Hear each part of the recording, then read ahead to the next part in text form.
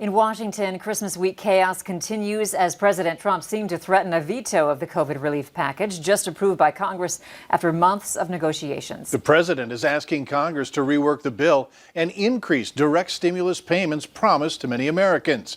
Alice Barr has our very latest. Before heading home for the holidays, President Trump fulfilling a threat to veto the annual military spending bill because it allows military bases honoring Confederate figures to be renamed and does not reform liability protections for tech companies like Facebook and Twitter that have drawn the president's ire. The president also punching holes through an urgently needed COVID relief bill that lawmakers thought was a done deal. It really is a disgrace. Overnight, the president posting to Twitter a White House-produced video directing Congress to get rid of what he called the bill's wasteful spending and give more money in direct payments to Americans. And increase the ridiculously low $600 to $2,000. Democrats had pushed for bigger checks, and House Speaker Nancy Pelosi wants to approve the increase by unanimous consent tomorrow, though the top Republican in the House would have to agree. President Trump was not directly involved in the months of relief deal negotiations, but his Treasury Secretary was, and the White House had said he would sign it. Congress can override a presidential veto, but time is running out, with federal unemployment benefits expiring Saturday for some 12 million Americans. While risking a delay in that critical aid, President Trump offered the gift of pardons and commutations to 20 people, including 2 men convicted in the Mueller-Russia investigation. More pardons expected before the president leaves office.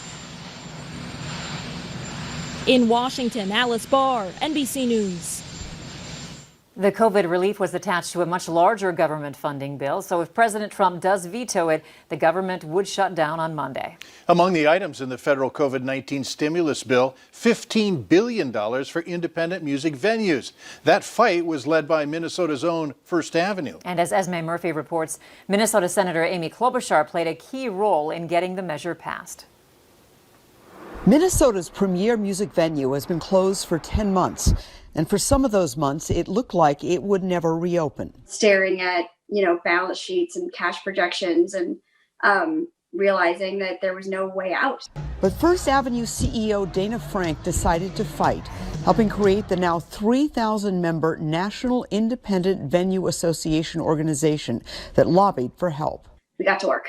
Now, music venues didn't qualify for the greatest source of business relief in the first pandemic bill. Those were those PPP loans. They required businesses to stay open and workers to keep working. That wouldn't work for clubs, but this bill is different. The bill will provide grants that do not have to be repaid based on 45% of a club's 2019 revenues, up to $10 million. Then we worked Mitch McConnell, we got him on board. We got Chuck Schumer on board, which wasn't as hard because of Broadway. Senator Amy Klobuchar and Republican Senator John Cornyn of Texas began a long process of getting more than 50 senators on board. In her final speech, she paraphrased Bob Dylan. Which included, of course, one of my favorite lines, "Come senators, congressmen, please heed the call, don't stand in the doorway, don't block the hall." And so no one blocked the hall and we got it done. I'm just still in shock. It just, you work so hard and we never gave up hope. We always believed we could do it. But I never quite imagined what it would be like when it happened. So it's just totally surreal. Esme Murphy, WCCO 4 News.